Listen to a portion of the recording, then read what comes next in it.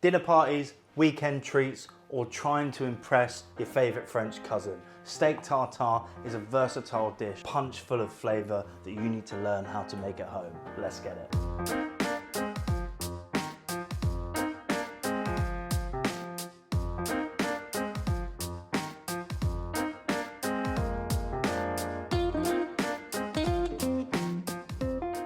Now before we start with the tartare, we want to get some crucial things in place. For me, it's a crouton. It's a day-old French baguette, sliced thinly. This will be a vessel, transportation device for you to take that tartare off the plate and stick it in your mouth. So baguette to the board and we go really fine slices and create these croutons. Now with these bits of sliced bread, we're going to lay them down onto a tray, a good douse of olive oil, another tray over the top, and that goes straight into your oven. 170 degrees for about 8 to 10 minutes. They'll be golden brown and beautiful. Now, the main event, the beef tartare. We're looking for basically a meat salad. I don't want to say a meat salad because it doesn't sound very appetizing, but that's the basis of what we're going to make. We've got herbs, we've got cornichons, we've got capers, acidity, heat, spice, herbaceous goodness. We've got a tiny bit of cayenne pepper. That could be Tabasco. Traditionally, I don't have any. A little bit of Lea and Perrins and the all-important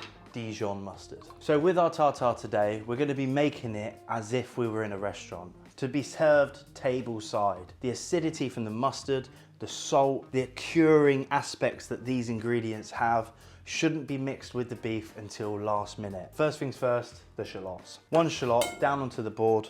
You take the top, the bottom, and in half. We take a knife, go in horizontally and down vertically. When sliced through, turn in to this super fine brunoise shallot onto the bowl and just give it its own little section. Next up, cornichon, baby gherkin, pickle. Down onto the board, take those slices into batons, and then you guessed it, we're just gonna turn those batons and make our fine dice. And it will take time to get the hang of this, but what you end up with is a beautiful brunoise. We pile that up onto the plate. Next up, your little capers.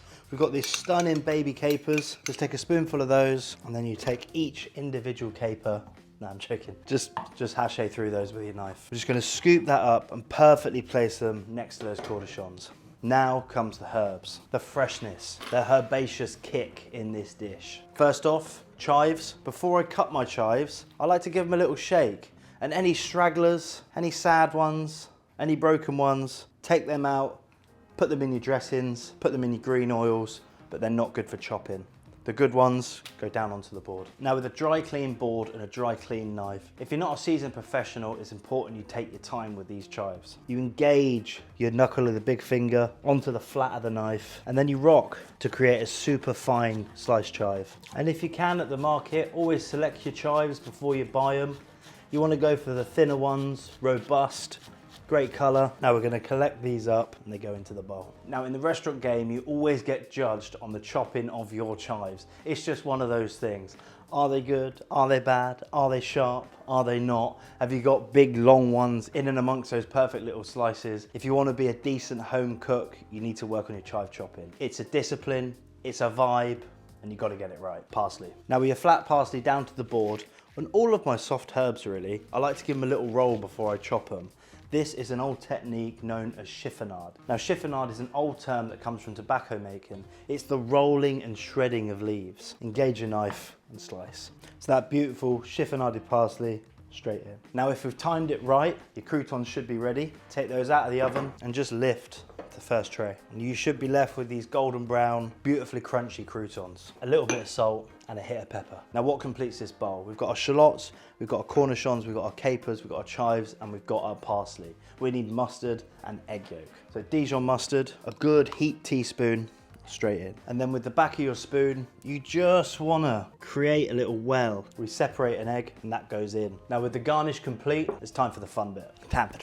Now this is a rump steak. It's about a 700 grammer. It's a good hunk of meat. I've just taken off a few of the little pieces around the bottom and got rid of any sinew. I'm gonna cut the fat and we'll get it straight into our grinder. I will keep this, I will render it down and I'll use it in my other cooking. It's great for roasties, great for Yorkies, great for frying eggs, great for all manner of cooking antics. So render this down and keep it aside. Now we're gonna take our rump into strips just so it fits into the grinder, turn it on, and feed all of this stunning meat in. When we put the meat into the grinder, you want to follow it as it comes out, so it doesn't get mushed up and squished together. We keep those beautiful little pearls of beef. Take off the rest, and that's ready to dress. If you've got a dinner party for 4 people, it's at this stage it goes out to the table. Everything looking stunning, the plump egg yolk, that beautiful selection of brunoise vegetable and chopped herb, the stunningly fresh ground beef, the salt, the pepper. But at this stage, we're gonna show you how to finish it off.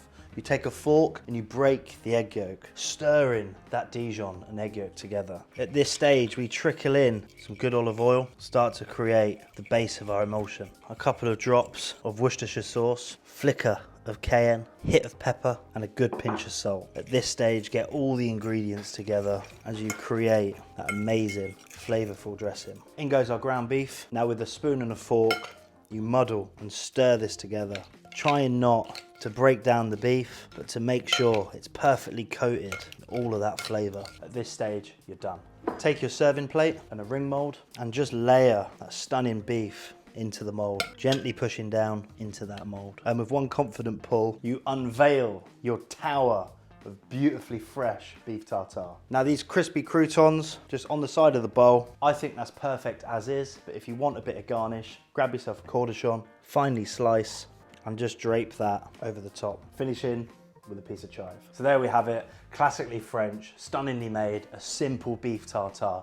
The tartness from the cornichon, the tartness from the capers, the heat and warmth from the black pepper and the cayenne and or Tabasco, a beautiful emulsification from egg yolk, mustard and olive oil binding together that stunningly fresh ground beef. This is a proper beef tartare, simple enough for you to make at home, but classy enough for you to kill your next dinner party. Beef tartare. Ah, thank you.